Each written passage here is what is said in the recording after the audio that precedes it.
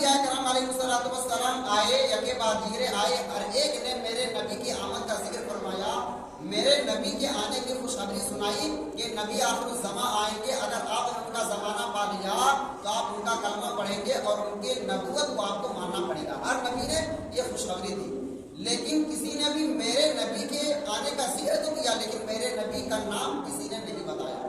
حضرت عیسیٰ علیہ نبی علیہ السلام جب تشریف لائے تو حضرت عیسیٰ علیہ نبی علیہ السلام نے نام بھی بتایا، اور 28ویں پارے میں اس کا ذکر بھی آتا ہے۔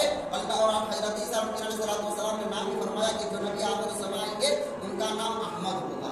الغرض میں آپ کو بتاؤں کہ سارے نبی کرام علیہ السلام میرے نبی کا انہوں نے ذکر کیا، لیکن حضرت عیسیٰ نبی علیہ السلام کا خاص ہم پر احسان ہے کہ انہوں نے نام بھی بتا دیا۔ تو اور دوسری بات یہ بھی ہے کہ حضرت عیسیٰ علیہ السلام کے بعد اور ہمارے نبی کے درمیان کوئی اور دوسرا نبی نہیں آیا، تو اس تعلق سے بھی حضرت امت محمدیہ حضرت عیسیٰ علیہ السلام کی بہت زیادہ قریب ہے۔ یہی تک نہیں بلکہ میرے آقا کریم صلی اللہ علیہ وسلم نے ایک موقع پر ارشاد فرمایا کہ آنے والے وقت میں کہ عیسائی جو ہوں گے ان کے اندر روحانیت زیادہ ہے، وہ باتوں کو زیادہ غور کرتے ہیں، سمجھتے ہیں، اور شاید آج یہی وجہ ہے کہ جو عیسائی ہیں وہ زیادہ اسلام کے قریب ہوتے ہیں۔ جب وہ سمجھتے ہیں اور کوشش کرتے ہیں تو اکثر وہ لوگ اسلام قبول بھی کرتے ہیں۔ تو حضرت عیسیٰ علیہ السلام کا ہم پر احسان بھی ہے۔ حضرت عیسیٰ علیہ السلام مکمل جلیل القدر نبی اور رسول بھی، تو ان کا ذکر ہمارے لیے کرنا یقیناً مناسب ہے۔ قرآن نے جب اس کا ذکر کیا تو ہم اور آپ کیوں نہ کریں۔ حضرت عیسیٰ علیہ السلام کی جو ولادت ہوئی بڑی انوکھے انداز میں ہوئی، بڑے الگ انداز میں ہوئی۔ ان کی والدہ حضرت مریم علیہ السلام کی ذات ہے۔ حضرت مریم علیہ السلام کی جو والدہ تھی، انہوں نے ایک مرتبہ ان کی اولاد نہیں تھی، تو انہوں نے جب وہ حاملہ ہوئی تو انہوں نے ایک دعا کی، ایک قسم کا ایک منت مانی کہ پروردگار عالم اگر میری اولاد ہوتی ہے، بیٹے ہوتی ہے، تو میں اس اولاد کو تیرے گھر کے لیے، یعنی جو بیت المقدس جو گھر ہے جہاں وہ رہتے تھے، کہتے بیت المقدس میں اسے وقف کر دوں گی اور میں صرف اللہ کے لیے اسے چھوڑ دوں گی۔ خدا کی قدرت ہوئی اور بیٹا کے بجائے حضرت مریم پیدا ہوئی، یعنی بیٹی ہوئی۔ جب بیٹی ہوئی تو اب ان کی والدہ جو تھی حضرت مریم علیہ السلام، جو حضرت عیسیٰ کی والدہ ہیں، وہ پریشان ہوئی، اب میں کروں کیا کروں۔ حضرت زکریا علیہ السلام جو حضرت مریم کے خادم ہیں، ان کے پاس جاتے ہیں، اور حضرت زکریا علیہ السلام بیت المقدس کی خدمت کیا کرتے تھے، وہاں کے خادم تھے۔ وہاں جاتے ان کے قریب جاتے ہیں اور جانے کے بعد ساری باتیں رکھتے ہیں اور کہتے ہیں کہ میں اپنی بیٹی کو چونکہ میں نے منت مان لی ہے، اس لیے خدا کے لیے میں وقف کرتی ہوں، وہ فی سبیل اللہ وقف کرتی ہوں۔ حضرت زکریا علیہ السلام اسے رکھ لیتے ہیں اور مسجد کے اندر ایک حجرہ کنارے میں ایک حجرہ بناتے ہیں اور اس حجرے کے اندر اسے رکھ دیتے ہیں۔ اس احتیاط کے ساتھ رکھتے ہیں حضرت مریم علیہ السلام کو کہ اگر انہیں کبھی ان کے سوا کوئی دوسرا اس حجرے میں آ نہیں سکتا، حضرت زکریا کے سوا اس حجرے میں کوئی آ نہیں سکتا تھا، اور جب حضرت زکریا کو کہیں باہر جانا ہوتا تو حضرت زکریا علیہ السلام اس حجرے کے اندر باہر سے لاک کر کے چلے جاتے۔ الغرض جب حضرت زکریا علیہ السلام واپس آتے تو کیا دیکھتے کہ بے موسم پھل موجود ہے۔ سردی کا موسم ہے تو گرمیوں کا پھل موجود ہے، گرمیوں کا موسم ہے تو سردیوں کا پھل موجود ہے۔ حضرت زکریا علیہ السلام کی عمر 75 سال ہو چکی تھی، آپ کے بال سفید ہو گئے تھے، آپ کی زبان میں بھی ذوق آ گئی تھی، آپ کی آواز میں بھی لفظ آ گئی تھی۔ حضرت زکریا علیہ السلام حضرت مریم سے پوچھتے ہیں، اے مریم بتاؤ تو صحیح آخر یہ بے موسم پھل کیسے آتا ہے، جبکہ یہاں کوئی آتا نہیں، میں جانتا ہوں، میں جب بھی یہاں سے جاتا ہوں تو میں لاؤ کر کے جاتا ہوں، بند کر کے جاتا ہوں، پھر یہ موسم پھل کیسے آتا ہے۔ حضرت مریم علیہ السلام فرماتی ہیں کہ یہ اللہ تبارک و تعالیٰ کی قدرت ہے کہ اللہ تعالیٰ جسے چاہے بغیر کسی وسیلے کے، بغیر کسی وجہ سے اللہ تعالیٰ عطا کر سکتا ہے۔ جب یہ بات حضرت زکریا نے سنا تو حضرت زکریا علیہ السلام کے ذہن میں ایک بات آتی ہے کہ میرے اندر بڑھاپا آ گیا ہے، میری کوئی اولاد نہیں ہوئی ہے، لہٰذا یہ سوچ کر وہ خدا کی بارگاہ میں جاتے ہیں، ہاتھ پھیلاتے ہیں، کہتے ہیں مولا اگر تو بغیر موسم کے مریم کو پھل دے سکتا ہے تو مولا اس بڑھاپے میں تو اولاد بھی عطا کر سکتا ہے، تیری قدرت میں کسی طرح کی کوئی نقص نہیں ہے، مولا تو تیری قدرت سے میں طلبگار ہوں کہ مجھے اولاد عطا کر دے۔ الغرض معاملہ یہ ہے کہ حضرت زکریا علیہ السلام کو بھی اولاد عطا فرمایا جاتا ہے۔ الغرض یہ باتیں لمبی ہیں لیکن میں حضرت عیسیٰ علیہ السلام کا ذکر کرنے چلا ہوں۔ حضرت مریم علیہ السلام اسی بیت المقدس کے احاطے میں رہ کر بڑی ہوتی ہیں، حتیٰ کہ وقت بھی آتا ہے کہ جب عورت کی عمر کو پہنچتی ہے۔ حضرت مریم علیہ السلام بہت زیادہ نیک تھی، پرہیزگار تھی، اور یہی وجہ کہ پورے قرآن پاک کے اوراق اٹھا کر دیکھ لیں، قرآن پاک کے اندر اور بھی انبیاء کرام کا ذکر آیا ہے، لیکن آپ کو صرف पूरे कुरान पाक में सिर्फ एक औरत है जिसका जिक्र आता है, और वो औरत हजरत मरियम अलैहिस्सलाम का जिक्र आता है। बल्कि मरियम अलैहिस्सलाम के नाम से एक सूरह भी नाज़िल है, जिस सूरह को सूरह मरियम कहते हैं, सूरह पारी में मौजूद है। हजरत मरियम अलैहिस्सलाम की वो पाकीज़गी थी जो कुरान को उसे बयान करता है। तो हजरत मरियम अलैहिस्सलाम हुजरे में थी, इसी दरमियान एक नौजवान खूबसूरत बड़ा ही हसीन और जमील एक नौजवान आता है, और आने के बाद हजरत मरियम अलैहिस्सलाम चौंक जाती हैं कि मेरे हुजरे में इस तन्हाई में ये गैर मर्द कैसे आ गया है। लिहाजा वो चौंक जाती हैं। उसी चौंकने के आलम में हजरत इंसान को जो खूबसूरत नौजवान होता है कहता है कि आपको घबराने की जरूरत नहीं है, बल्कि मैं खुदा का भेजा हुआ फरिश्ता हूँ, मैं जिब्रील हूँ, और मैं आपको इसलिए आया हूँ, इस घर से आया हूँ कि मैं आपको अल्लाह ताला के हुक्म से आपको औलाद अता किया जाए। हजरत मरियम अलैहिस्सलाम कहती हैं कि लम यमससनी बशर, क्या अभी तक मुझे किसी इंसान ने छुआ नहीं है, मेरी शादी नहीं हुई है, और मेरी वलम को बगिया, और मैं तो गुनाहगार भी नहीं, मैं बदकार भी नहीं, मुझे कैसे औलाद हो सकती है। क्योंकि अल्लाह ताला ने औलाद का एक जरिया बनाया है। औलाद वालिदैन की मुलाकात से औलाद की नशो नुमा होती है। तो हजरत मरियम कहती कि मेरी शादी भी नहीं हुई है, मैं बदकार भी नहीं हूँ, और मुझे किसी इंसान ने छुआ तक नहीं है, फिर मुझे कैसे औलाद हो सकती है। हजरत जिब्रील अलैहिस्सलाम कहते हैं कि खुदा को यही मंजूर है, खुदा ये दिखाना चाहता है कि जो अल्लाह ताला आपको बगैर मौसम के फल अता कर सकता है, वो खुदा इस बात पर भी कादिर है कि आपको बगैर मर्द के, बगैर बाप के आपको औलाद अता कर सकता है। अलबरस हजरत मरियम अलैहिस्सलाम के गिरबान में फूंक लगाई जाती है, उससे हजरत मरियम अलैहिस्सलाम हामिला होती हैं। अब हजरत मरियम अलैहिस्सलाम ये सोचकर परेशान होती हैं कि हामिला तो हो गई, खुदा की तो कुदरत है, यकीनन मुझे यकीन है कि मैं पाकीज़ा हूँ, मैंने कोई गुनाह नहीं किया है, लेकिन जब मैं लोगों के पास जाऊंगी, लोगों को इस बात का इल्म होगा, तो लोग ना जाने कितने उंगलियां उठाएंगे, ना जाने कितने शकीला नजरों से देखेंगे, क्या क्या कहेंगे। लिहाजा उस वक्त मैं क्या जवाब दूंगा।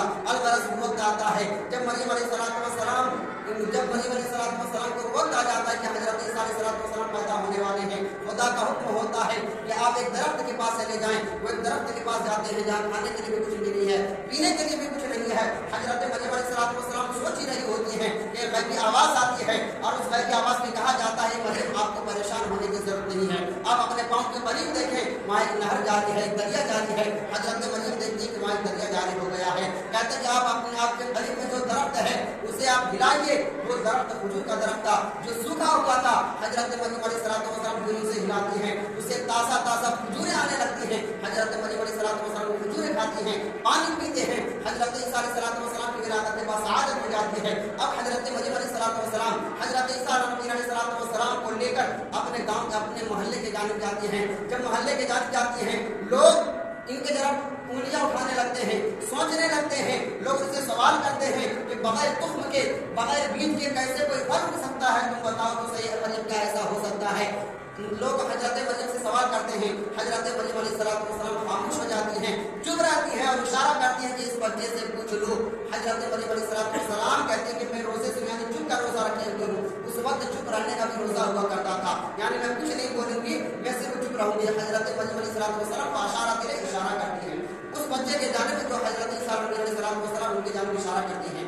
जो ही इशारा करते वो लोग कहते हैं कि बच्चा कैसे बोल सकता है, ये बच्चा दूध पीने वाला है, अभी चंद घड़ी का है, ये बच्चा कैसे बोल सकता है। अभी लोग आपस में छेड़खानियां ही कर रहे थे कि वही बच्चा जो अभी दूध पी रहा होता है, दूध पीना छोड़ देता है, अपने बाएं हाथ को अपने सर के नीचे लेता है और इशारा करते हुए लोगों से मुखातब करते हुए फरमाता है, आतानी किताब वजालनी नबिया, मैं अल्लाह का बंदा हूँ। आतानी किताब वजालनी नबिया, मुझे नबी बनाया गया है। वजालनी नबिया, मुझे किताब भी दिया गया है। यही वो तक नहीं बल्कि हजरत ईसा अलैहिस्सलाम ये भी कहते हैं वहसानी बिस्सलाति वज़काति मा दुमतु हय्या, मुझे वसीयत की गई है नमाज की और ज़कात की, व बर्रन बिवालिदती व लम यअलनी, और मुझे ये भी हुक्म दिया गया है कि अपनी वालिदा की मैं खिदमत करूं। मैं एक बात बताऊं, हजरत मरियम अलैहिस्सलाम नबी हैं, नबी बहुत ऊंचा मकाम है, लेकिन वो नबी भी इस बात का ऐलान कर रहे हैं कि मुझे वालिदा की खिदमत करने का हुक्म दिया गया है।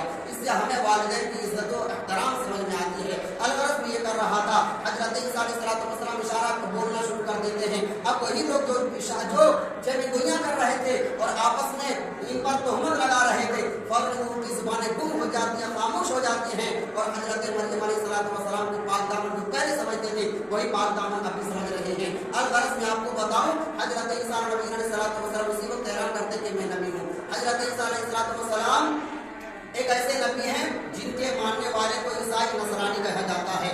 बुजुर्गों, हमारा उनसे इख्तिलाफ क्या है, मैं वो बात आपको थोड़ी सी समझाने की कोशिश करूंगा।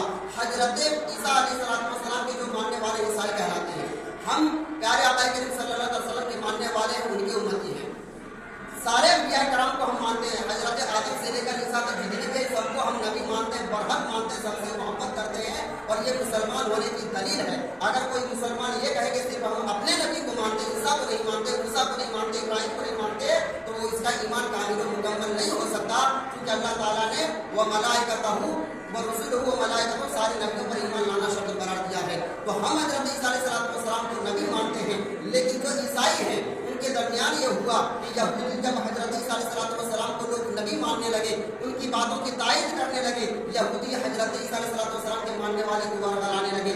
ये कैसे हो सकता है कि बिन बाप के हजरत ईसा अलैहिस्सलाम पैदा हुए हैं, लिहाजा ये अल्लाह ताला का बेटा है, नाउज़ बिल्लाह ये अल्लाह ताला का बेटा है, लिहाजा तुम इसे अल्लाह ताला का बेटा तुम ख्याल करो।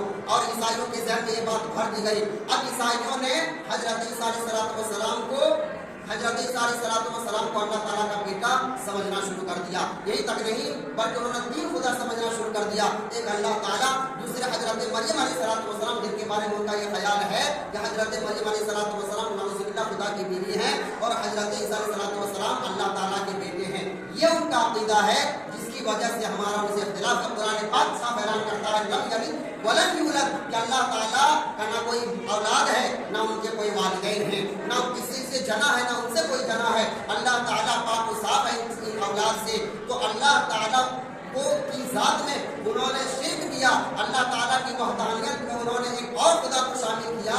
उन ईसाइयों से हमारा ये इख्तिलाफ है। और मेरे नबी आने के बाद सारे अंबिया कराम अलैहिस्सलाम की शरीयत मनसूख कर दी गई। अब हम ईसा अलैहिस्सलाम को मानते तो हैं, लेकिन ईसा अलैहिस्सलाम की शरीयत पर हम अमल नहीं करते, बल्कि हम प्यारे आका करीम सल्लल्लाहु अलैहि वसल्लम की शरीयत पर अमल करते हैं। कहने का मतलब यह है बुजुर्गों कि जो भी लोग ईसाई हैं या उनके फॉलो करते हैं, वो या फिर हम और आप अगर कोई 15 दिसंबर को ये कहते हैं कि ये दिन बड़ा दिन है या मेरी क्रिसमस कहते हैं, तो ये हमारी शरीयत इस्लामिया हमें इन चीज़ों से कहने से मना करती है। हमें और आपको ईसा अलैहिस्सलाम को ईसा मानना, ईसा नबी मानना है और खुदा का बंदा मानना है। ये सोचकर अगर कोई हजरत ईसा अलैहिस्सलाम की खुशी मनाता है तो बहुत अच्छी बात है, लेकिन मेरी क्रिसमस इस तरह के अल्फाज कहना जो गैरों का शेवा है, ये इस्लाम में इसका कबूल नहीं है। हमें और आपको चाहिए कि अल्लाह ताला हम और आपको सही समझ मुझे फरमाया। आमीन।